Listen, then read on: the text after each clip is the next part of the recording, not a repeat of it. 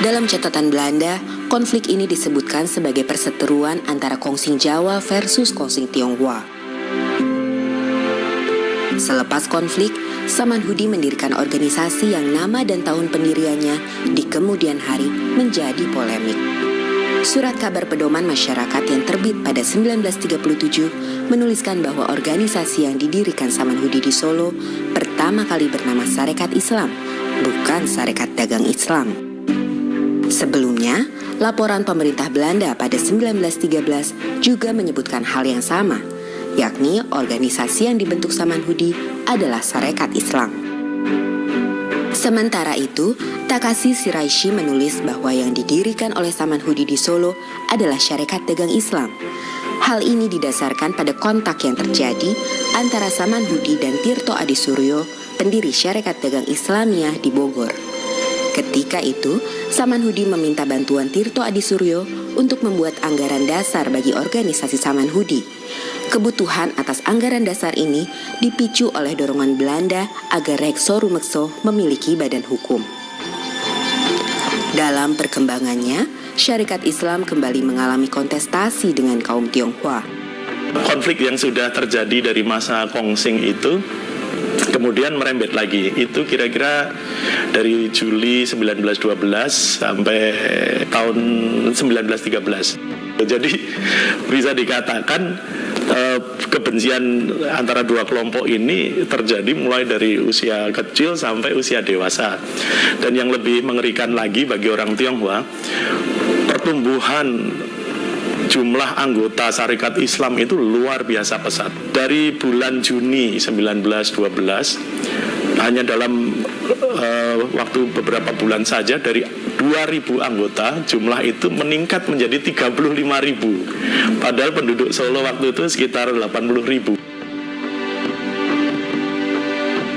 Kecamuk dan rivalitas yang melibatkan kaum Jawa, Priai dan Tionghoa, baik secara ekonomi maupun kultural yang terjadi di masa itu, pada gilirannya menghasilkan berbagai dampak.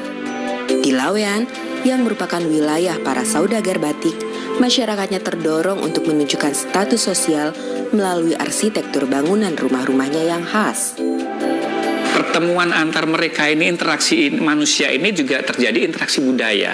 Dan interaksi budaya inilah yang kemudian menghasilkan budaya diferensial yang muncul pada perwujudan-perwujudan Art Deco yang ada di arsitektur Lawean.